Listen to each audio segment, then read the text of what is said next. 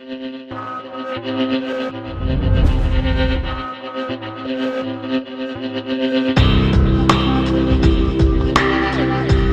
was angry that they dared to even place this in the hands of my 5-year-old son. I never thought that my rights as a parent would be taken away from me. They thought it was such an egregious situation, they did an emergency removal of this boy. The heartbreak of moms and dads around the country is becoming universal. Community groups have rallied on behalf of the family, saying parents should decide their children's medical treatment. It's a parent's duty to control and direct the upbringing of their child. If American parents knew, they would be horrified. Objection overruled.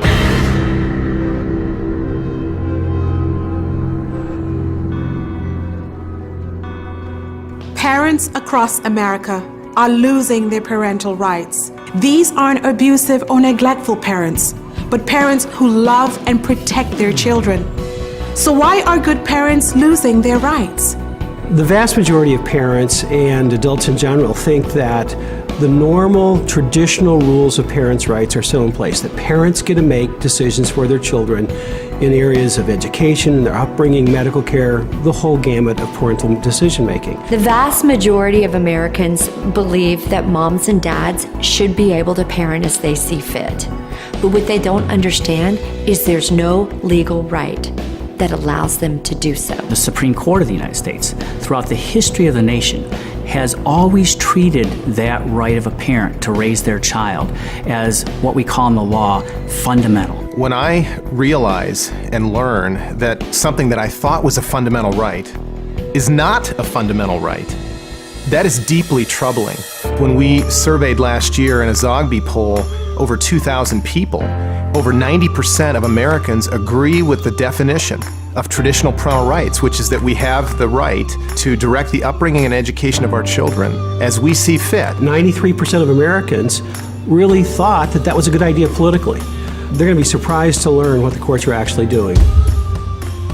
For the first time in American history, a majority of the Supreme Court no longer treats the parent's right to control and direct the upbringing of their child as a fundamental liberty. The problem with explaining parents' rights to a person as compared to free speech rights, free speech, you say, go look in the First Amendment, there it is. But for parents' rights, there's no place to go look. You have to go read a bunch of Supreme Court decisions to see how they found it, what they've done to it in the meantime, and it's an evolving standard. That's the problem. There are people each and every day who are scheming to take away parental rights to start to destroy the family structure. We now have a new situation where government itself becomes the standard, and who's ever in power gets to say what your liberty is. Without actual constitutional text, our basic parental rights can be completely written off in the hands of the wrong people, as you'll see in the following true stories.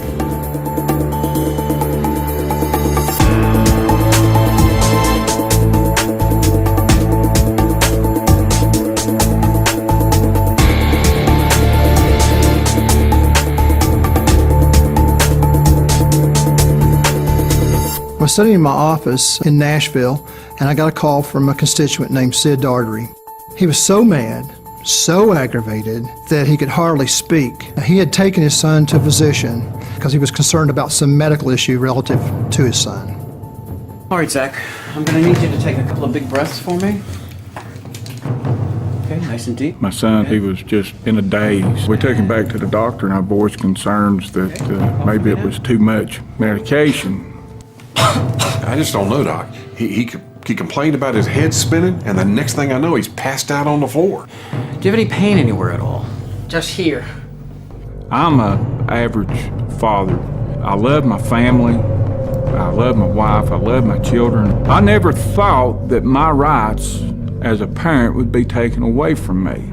As a dad, I can relate to Sid. He simply wanted to know what was going on with his son. He had been taking different medications. We were concerned that he was being over-medicated. You know, Doc, he didn't start passing out until you upped the dosage on those medications you put him on. I'm afraid this appears to be something else. The doctor, during the course of the examination, decided that he should go ahead and drug test him because some of the symptoms they saw were suggestive of possible drug use. And he asked about doing a drug screen, and I said, yeah, that'll be fine. I suggest you do a drug screen just to be sure. I'm okay with that. And he said, oh, by the way, I cannot get the medical records to my son without his permission because the law says so. He has to give us permission for those results? Children are entitled to medical privacy. We cannot release children's medical results to parents. The doctor, quoting federal law, made it very clear that he could not release the results of the drug test to the parents. You're saying No, wait a minute. I'm only following protocol. I have to ask my 13-year-old for permission? I'm just following federal guidelines. This is his right. We're his parents. What about our rights? We have the right to know if our son's health is in danger. Come on, son. Let's go, Zach. We're only following federal guidelines, Mrs. Doherty. How could somebody tell me that the law says that a parent cannot get medical records of their minor child? We paid for those drug tests. It's not right. It's outrageous. It's offensive to think that that would go on. Federal guidelines. That's not right. Absolutely unreasonable. These You are are federal being guidelines that unreasonable. I have to obey. You don't talk to him, doctor. You talk to me. And we, his mother and I, want those lab results. I can't do that. The only way I can release that information is if your son gives me permission. It's the law. Then the law is wrong, doctor. There are people in America that would say this is just an isolated case. However, the physician was quoting federal law.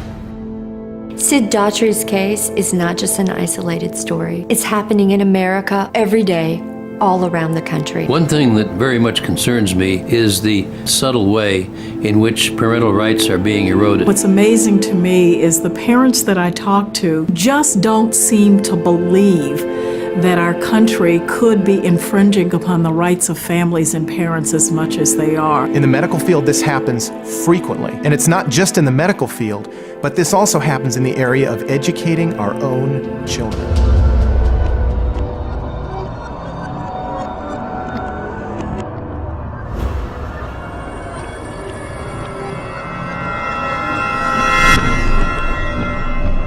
It was just another ordinary day with the exception of Daddy having the privilege of picking his little boy up from kindergarten. And he came running up to the door, and I went over to meet them. Like I always do when I do pick him up, we just give all the materials to my wife, Tanya. So Dave handed me Jake's things. I looked at what Jake had brought home. It wasn't just his book bag, it was also another book bag. So what I read on the front of the book bag, I was a little perplexed by. I took Jake's belongings on into the kitchen, took a closer look at the additional thing that Jacob had brought home. Tanya got into this book bag and called me over to show me what one of the books was. Dave, where'd you get this? Jake had it at school. Why? Jake, honey, who gave this to you? Miss Johnson. I'm realizing this material has somehow been deemed appropriate to even be placed in my 5-year-old's hands. What in the world? It was a book meant to introduce and normalize homosexuality. This is about introducing to my child sexuality issues at a very early age. And they teach this in kindergarten? Even before he's introduced by his parents. It's just a child, Dave. I just could not believe that they were doing this in kindergarten. And I was worried. I didn't know. I didn't know what other discussions had taken place. What else are they doing in that school? We decided to email the teacher. Hey, Tanya, can you read this and tell me what you think? Tanya and I thought it absolutely necessary to make it clear to the teachers and administrators of that school that it is our parental right to be able to be notified when they're doing this to our children and have the option to opt our children out. Jake can't even tie his own shoes yet. The principal agreed to meet with us the following Friday. I think you're both misinformed. These school materials have nothing to do with homosexuality, but with family. She basically directed us to a gay, lesbian, straight educational network workshop. Go to this workshop. That's entitled How and Why to Talk to Your Children About Diversity. It'll get rid of any wrong preconceptions you have about what we're doing. We did not know what we were getting into at this point. The evening came for the GLSEN workshop. Thank you so much for coming tonight. When the workshop leader came in the room, the first thing he said was, I could talk to you about diversity, but tonight, I've decided to talk about homosexuality. I don't want to discuss heterosexuality and homosexuality or the comparisons between the two at this early age, and they made it very clear that they've decided to introduce this to young children, and they were willing to do it behind the backs of parents and without opt-out. Let me show you what's going to be happening around here over the next few weeks. I was very worried. Not only was my mind racing, wondering what could possibly have already taken place and what their plans were to accelerate these discussions and presentations to our 5-year-old son. We're going to be putting more educational materials like this in every classroom. Indeed, this is now something they're going to be rolling out more and more. So after we fully understood what they planned to do with the children, we went to the principal. I wanted to catch you before you leave and let you know that we've both decided that we still want Jake opted out of these lessons. And we'd like to have parental notification in advance if something like this should come up again. I'm afraid we can't do that. They would not accommodate at all. We had one final meeting at Estabrook Elementary School with the principal and the director of education. There's only 2 months left until school is over. All we're asking is for you to make an exception for one child. Just one child. All right. That sounds reasonable. I think we can do that. Well, thank you. We just need to speak to the superintendent. I think we can work something out. When she told us that accommodation may be possible just for the end of the year, we were very happy. So at that point, I left the meeting, and Dave continued to stay in the meeting. And as I was sitting there, I thought, finally, we're getting some accommodation. Who are we talking about here? We're talking about my child. I'm not talking about the rest of the school. We didn't say never do this. We said when you do it, as they stated they would, notify us first, and we want the option to opt out if we don't think he's ready for that. What I didn't realize was they weren't actually taking that extra time to accommodate. They were formulating another plan. They were keeping me there by leaving me with this promise and calling the police. It looks like we're getting somewhere. Really? See you there? Yes, officer, that's him over there. Mr. Parker, need to have a word with you. When I saw the police come in, I thought to myself, I cannot believe they've done this to me. You gotta be kidding me. Getting arrested today is not going to help your cause either. My only cause is to be a good father. I want my son opted out, and I'm not leaving here until they agree to do that. When I was let out and put in the police car, I thought to myself, how far are they willing to go to deny us our parental rights? There needs to be some kind of protection of our parental rights. Unbelievable.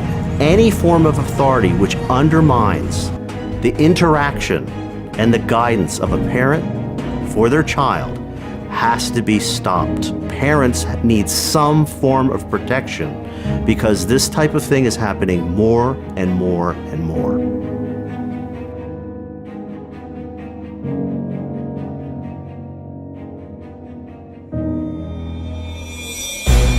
If you think the David Parker case is an isolated incident, you try it. If you have a child in public school, you go down and make your voice be heard and see what happens. There has been a slow degradation of parental rights.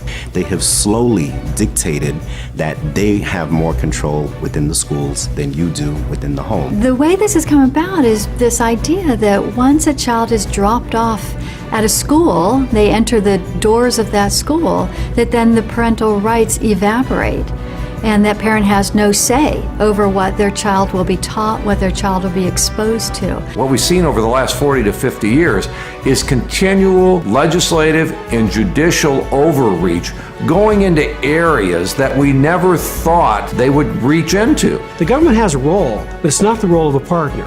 It's the role of a backstop. If you abuse your kids, if you neglect your kids, and they have evidence of that, the government moves in, and they should move in those circumstances. But when they treat all of us as if we're child abusers, that's absolutely outrageous, and we can't stand for it. Karl Marx said that in order to establish a perfect socialist state, you have to destroy the family.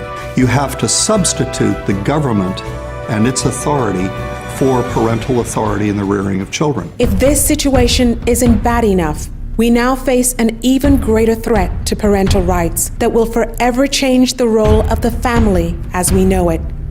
This new challenge comes in the form of an international treaty called the United Nations Convention on the Rights of the Child, also known as the UNCRC or the CRC. On November 20, 1989, the United Nations adopted the Convention of the Rights of the Child, the CRC. The treaty was designed with 4 core principles in mind: non-discrimination, the best interest of the child, rights to life, survival and development, and respect for the views of children. It is frustrating that the U.S. is the only country that has not approved this, and we certainly hope that progress can soon be made. At first glance, the UNCRC appears to promote the rights of children. Interestingly, the USA is the only country that hasn't ratified the treaty. So what's holding us back? Some people think there is nothing wrong with the treaty because it is there supposedly to protect children. But there are parts of the treaty that are very, very dangerous. For example, one says that any government action involving children and parents must be made in the best interest of the child. The second provision says that a child's view should be taken into consideration side by side with a parent's, and that the child's view should be given due consideration. And this is especially true as the child gets older. What this means is anytime there's a conflict or a dispute between a child and the parent, a government bureaucrat gets to decide what is in the best interest of the child instead of the parent deciding what is in the best interest of the child. One of the things the Convention on the Rights of the Child states is that children have the right to access any media or any information that they want. It also means that a predator has the ability to access children through the internet, and that parents have no right to protect their children. So this treaty that purports to give rights to children really makes children more vulnerable to being exploited and abused. The UN Committee on the Rights of the Child is composed of 18 experts from all over the world. One of them is from Uganda. Uganda, in the last year or two, has a bill in its legislature where they're trying to decide whether honor killings should be against the law. An honor killing is a girl gets raped, and to bring back honor to the family, they kill the girl. That's clearly against the UN Convention on the Rights of the Child, yet they've got a person sitting on this committee whose country can't make up its mind whether or not honor killings are acceptable. This is not a convention on the rights of the child. This is a convention on the stripping of rights from American parents and parents all over the globe. Let's look at some of the countries that have adopted the UNCRC. In Holland, children start sex education at age 4. In Sweden, homeschooling is illegal. Do it and you'll face criminal charges and risk having your child removed from your home.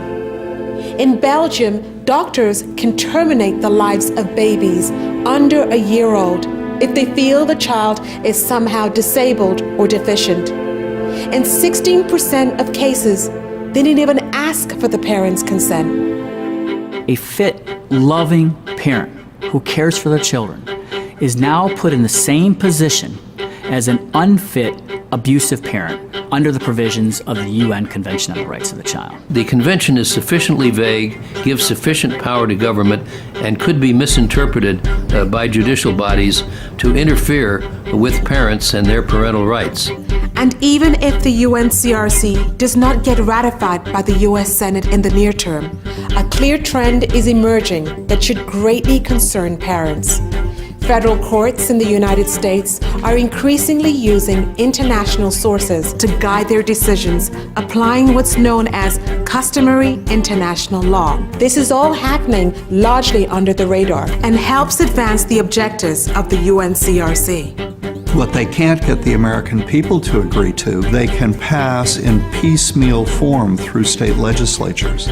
They can take an article that's incorporated into the wording of the United Nations Convention on the Rights of the Child, lift that article out, make a law around that article, pass it through a state legislature, and by doing this 20 times, in effect, such and such a state now has as its law the United Nations Convention on the Rights of the Child.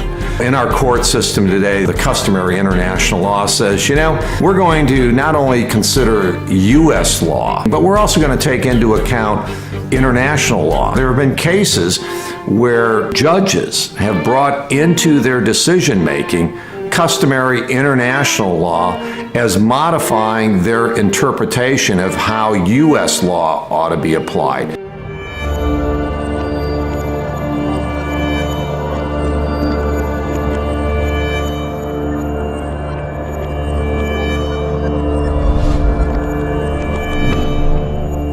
If you want to have a perfect example of how the Convention on the Rights of the Child would be implemented in the United States, Washington State did an experiment for us in the 1980s by passing a state law that contained the core provisions of the treaty. The Best Interest of the Child standard was enacted, as well as the child's wishes must be adhered to standard. There was a 13-year-old boy who had been counseled by officials who came and explained to him the new children's rights provisions of the law in the public schools. And thinking about that new law, he went to his public school counselor and said, "I don't like the fact that my parents take me to church 3 times a week. I'm tired of them telling me what to do."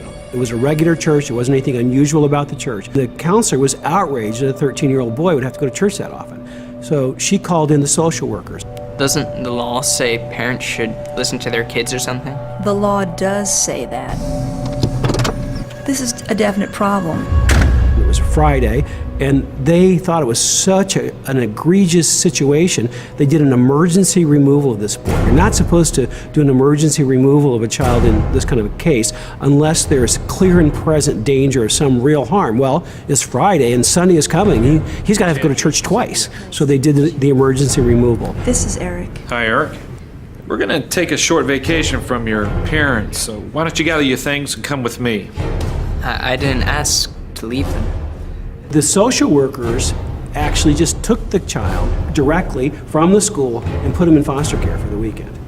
They just made the decision themselves. They didn't go to court, they didn't get the police, they didn't get the parents' permission, they just did it. And then they notified the parents afterwards that they had removed the boy. The family found out your son's in foster care because of church attendance.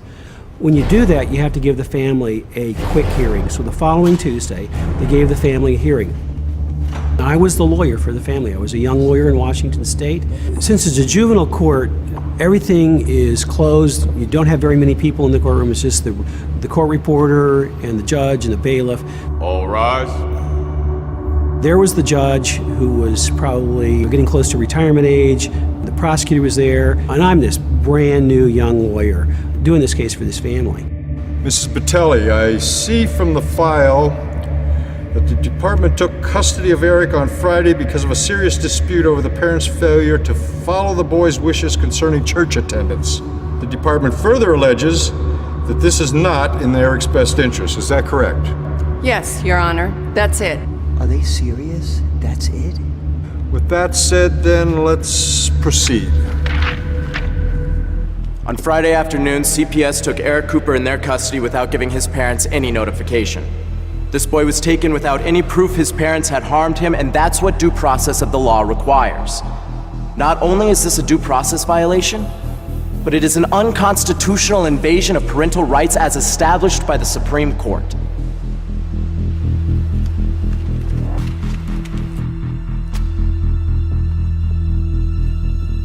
My young opponent may rely on some old cases, but the controlling authority are the new statutes in the state of Washington, which require that the child's wishes be consulted in all matters concerning his welfare, and that the best interests of the child be the controlling principle.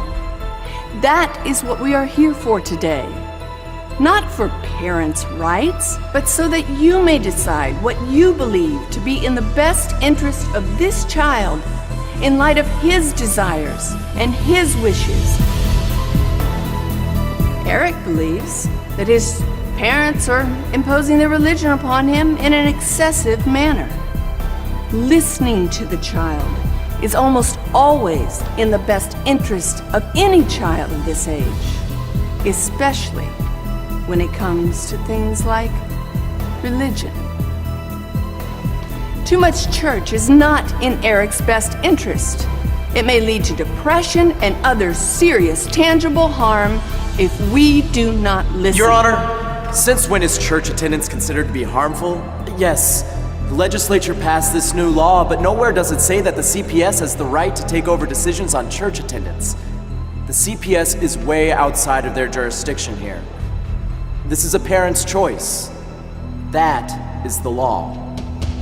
That may have been the law, Your Honor, but the new law clearly states that the parent needs to adhere to the child's wishes, and the defendant's wishes are in direct conflict with my client's wishes.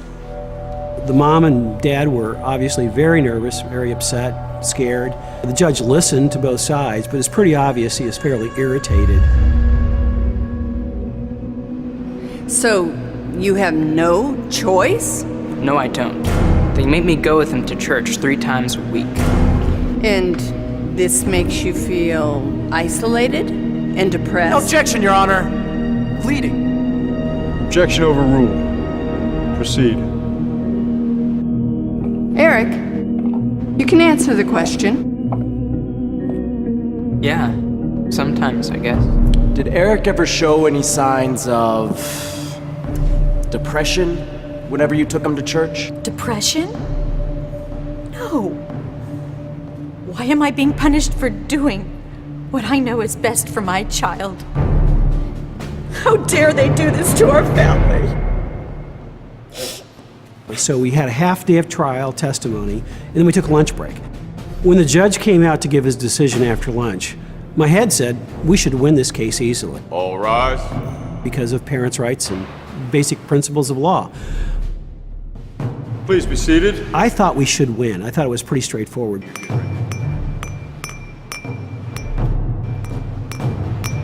If you ever wanted to see a perfect example of how the UN Convention on the Rights of the Child would work in this country, what the judge said is absolutely classic. As soon as he started talking, I knew we were in trouble. So, I think once a week church attendance is sufficient for a 13-year-old boy. Those words I can still hear ringing in my ears. Once a week is enough church for any 13-year-old boy. You really need to start listening to the wishes of your son. Unbelievable. But then he started explaining his reasons. And his reasons were Washington State's new law, which is exactly the same as the core provisions of the Convention on the Rights of the Child. If you disagree with the ruling of this court, Child Protective Services will retain custody of your son. Is that clear? All right. So be it. This family lost the ability to decide how often their son would go to church because of the best interest of the child standard. That's at the heart of the Convention on the Rights of the Child, and that's exactly how it would work in the United States. To determine that that child can't go to church. Now, if I'm in a cult and, the child is getting hurt while I'm, participating in activities in that cult, then I think that the government should step in. You don't really want anyone to interfere with, what you believe is right for you and your family. If I'm doing the job and the county's not taking my kid away, what business do they have telling me what to do with my kid? I think the parent has the right to decide what's best for the child. And I think this should be governed by U.S. law and really by state law, not by an international treaty that's subject to all kinds of different interpretations. I don't think it's really fair for a parent not to be able to intervene on decisions that their kids make that might not be suitable both for the child and the family. The two core principles of this Washington state law are almost word for word the core principles of the Convention on the Rights of the Child. Washington state subsequently changed them because of so many bad cases like this one. We don't have to guess how this treaty would work. We know how it will work, and it's terrible. The U.S. government should not be in the business of giving these rights in this latitude to the UN, an organization that only too recently had Libya as the chair of the Human Rights Commission. Give me a break. The rest of the world doesn't treat treaties the way we do. They're just making political promises. Our supremacy clause says that a treaty becomes a part of the supreme law of the land. It overrides state laws, it overrides state constitutions. Almost all American law on parents and kids is state law. So this treaty would become supreme over virtually all American law on parents and children. The reality is that these international bodies would not just be providing guidance, their opinions would be used to overrule our federal statutes. President Clinton, during his administration, approved this treaty. So all that is left for the Convention on the Rights of the Child Treaty to be part of the supreme law of the land is for 2/3 of the United States Senate to say we want it to be so. When government is given essentially unlimited power, the system that was created to supposedly protect children can easily become the very perpetrator of harm. The question remains, how do we turn the tide? If we're going to protect parents' rights once and for all, we've got to put it into the text of the Constitution itself. This generation has to fight to preserve and protect parents' rights in the Constitution of the United States so that our grandchildren and great-grandchildren can have the protections they need to be successful. The Parental Rights Amendment is an effort to put the traditional legal standards of parents get to make decisions for their kids into the actual text of the Constitution. There are 3 sections that do 3 simple things. The first section says parents have the fundamental right to make decisions for their kids. The second section says if the government's going to try to invade your rights, they've got to have clear evidence to do so. And the third section says international law, stay out. The Parents' Rights Amendment has as many applications as the government has tentacles. Whenever the government says we're going to make the decision for you with the Parents' Rights Amendment, you're going to say no. We'll make the decision as a family. The Parental Rights Amendment is really the last bulwark against the implementation of socialism in America. Prior to the 2010 election, there were about 150 co-sponsors of the Parents' Rights Amendment. More Republicans than Democrats, but still it was bipartisan. That's changing. We're seeing more support now. I had an opportunity to actually sponsor the Parental Rights Amendment in the Florida Senate. And the reason I did that is because parental rights are an important issue that must be enshrined in our United States Constitution. Parental rights is not a right-wing movement. It is not a left-wing movement. It is the correct movement. There is a single organization who is dedicated to protect parental rights in America. They're called parentalrights.org. They're working to amend the U.S. Constitution to include rights for parents and to restrict the government from interfering with how you raise your children. It's an organization that was founded specifically to do this one thing, which is to pass a parental rights amendment to the U.S. Constitution. I am a mother, and I'm not a political activist. As a parent, I could lose my rights to raise my children. That has led me to become involved. A group of us have joined together, just moms and dads, to speak to our legislators and to get support from them and to get support from friends, family, and anybody else that we can. If you won't get involved in protecting your families, what's it going to take? Before society shifts, before it changes its opinion any further, because you can't pass a constitutional amendment unless the American public really is on board. They're on board today. I don't think it's going to last. That's why it's so critical to get out in front of this issue, to pass a parental rights amendment right now while we do have a majority. It may be a silent majority, but it's a majority that we have to mobilize to get engaged. I think that it's important for parents to understand that they might think, well, I'm just a mom or I'm just a dad and I'm busy but this is too important of an issue. We have to ask ourselves the question, what are our parental rights worth to us? How much are we willing to sacrifice? How much are we willing to invest to make sure that today and for the future, those rights that we hold so dear, so that we can direct the upbringing and education and raising our kids how we see fit? How much is that worth to us? Today, tens of thousands of parents across America are joining the fight to protect our parental rights. If you want to protect your rights and the rights of other law-abiding parents from being overruled, then join us by signing the petition in support of the Parental Rights Amendment, which you will find on our website. Once you've signed the petition, There are many other ways you can help. Tell others about the amendment. Write your local paper and contact your congressman.